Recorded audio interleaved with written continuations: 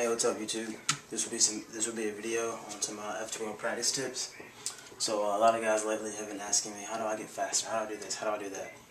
And I feel like even when I was trying to get faster myself, and still I'm trying to get faster, I'll ask a faster guy, how do I get faster? And he'll go, practice, practice, practice. Look ahead, look ahead, look ahead. And that's all. It's like, it's too, like, just plain and just okay, easier said than done. So in this video, I'll try to help you guys get better at F2L. And getting better at F2L is two main concepts, and that is muscle memory and look ahead. Everybody says look ahead, but just about everyone forgets muscle memory. Muscle memory ties in with look ahead because you can't look ahead if you don't have the cases of muscle memory.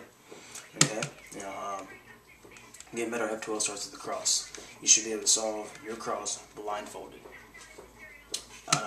That helps you look ahead for your first pair, because while you're solving your first pair, you look ahead for your second pair, you look ahead for your third pair, look ahead for your fourth pair. But how do you look ahead for your first pair? You do that while you're in the cross. You should be able to solve your cross through blindfolded, so that during your inspection time, you can memorize your cross, and while you're actually solving during the solve, you're looking ahead for corners and edge pair for your first F2L pair to minimize your cross to F2L transition, which is the most difficult part for me with getting sub 20. I was wasting at least 1 to 3 seconds per solve from cross to F2L transition, because I would solve my cross as fast as I could and then be scurrying around the cube trying to find other pieces. So, cross blindfolded. And then that goes into F2L. And here's a quick tip for getting all the F2L cases into muscle memory if you don't already have them. So, you're going to solve your cross, and this is what you're going to do.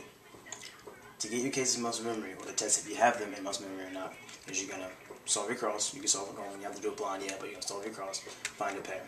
You should be able to insert the pair with your eyes closed, and that'll tell you if you have muscle memory or not. I don't know if you can see my eyes, but you have to trust me that they're closed. I'll find the pair, close my eyes, and I'll insert it. I'll find the pair, close my eyes, insert it. And that'll test you if you have muscle memory with your F2L cases. Okay, now once you have all your F2L cases in muscle memory, you can then begin to look ahead. Now look ahead is solving one pair, but while you're solving it, you're looking ahead to find another pair so that you can minimize the time from transition from F2L pair to F2L pair. Now, you can't look ahead to a pair unless you have all your cases in muscle memory, so that's why I say muscle memory is also very important. So you have all your cases in muscle memory, and you're trying to learn how to look ahead now. Now, the most basic and important thing to look ahead is what everybody says, going slow and looking ahead. Now, what I mean by that is that, okay, for some statistics, the average first method solve is about 60 moves. If you turn 3 turns per second, you have a 20-second solve, and 3 turns per second is like that. I mean, it's really not that fast, 3 turns per second. Now, you can actually turn even slower than that, because OLO PLO, you can turn full speed. Now, my fastest PLO is about 14 TPS, or turns per second, and my fastest OLO is about 13 turns per second. So, I mean, you could ultimately turn up to about you can ultimately turn to about 2 moves a second with a spot on with a spot on OLO PLO and still get sub 20. So it's not all about turning fast and just going as fast as you can, because believe it or not, you actually waste a lot of time looking for F2L pairs to turn as fast as you can, because you're turning the cube as fast as you can, your brain can't pick up where pieces are, so you're having to pause and think about where certain things are and then insert it. If you record yourself solving, going as fast as you can, and you have a stopwatch on the side and you pause and stop it every time you see yourself pause, you'll notice you're wasting at least 5 to 6 seconds if you're at about 25 or so seconds just looking around the cube. Or that's what it is for me right now. I'm wasting easily 3 to 4 seconds, maybe even 5 sometimes, just looking for pieces sometimes, because my F2L isn't always where it should be. And that's another thing about F2L. It's very hard to stay consistent with it, because even me, some days I'll average about 16, 17, other days I can't even get sub 20.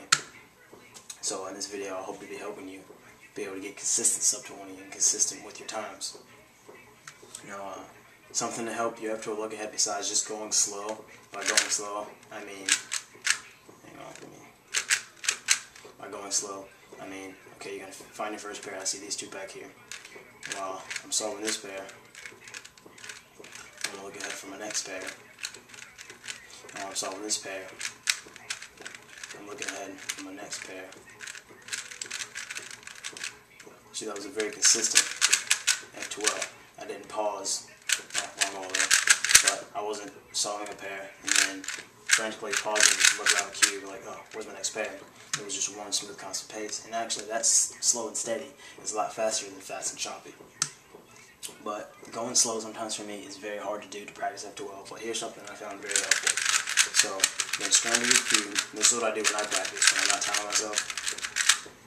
Okay, you're going to solve your cross blindfolded, but for you guys, I'm just going to solve the cross in general. You're going to solve the cross blindfolded, and this is what you're going to do. You're going to find your first F2L pair, and I have, which one I want to do? Let's go, these two right here, this one, red, blue right here. You're going to solve your pair halfway, and halfway usually I stop to where it's paired. You're going to look around the cube, you're going to find another pair. Now see these two, and you're going to track this pair while you insert this pair, and you're going to try to guess where this pair is going to end up so you can insert it. And I know it's going to stay exactly the same because I'm going to lift this face to insert this pair, so I can go ahead and insert this pair. Now I'm going to stop halfway through this pair, look for another pair, and I see these two, and I know when I insert this pair it's going to break up these two. So now I can insert this pair, insert this pair, and I'll stop halfway again, look at the next pair, I see these two. Now these are going to join right on top, and I can quickly move on to this pair. So that's something you can do. You can solve your cross blindfolded. That's what I do when I practice. Solve your cross blindfolded.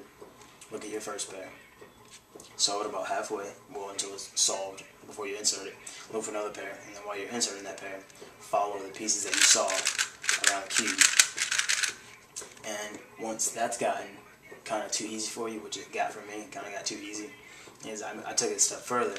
Is I still solve my cross blindfolded.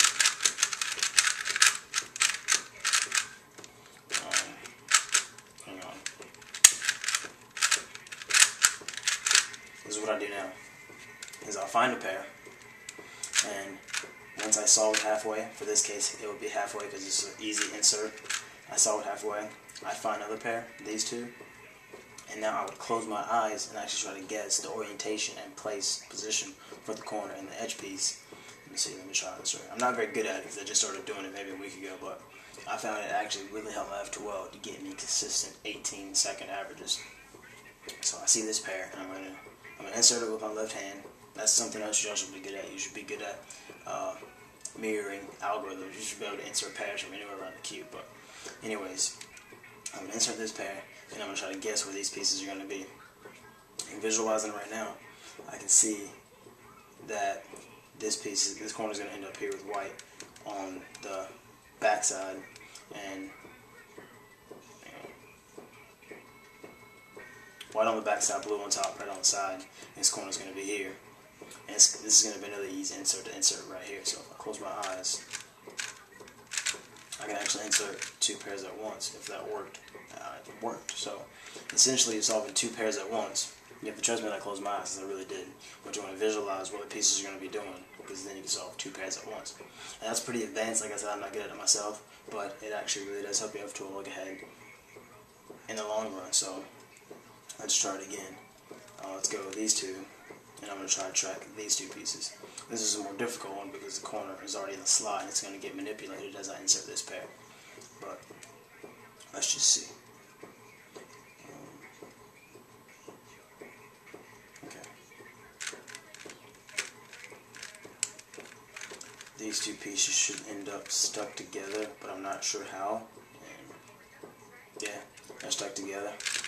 But eventually, you'll master that concept, and you'll be able to guess exactly where pieces are and how they're orientated.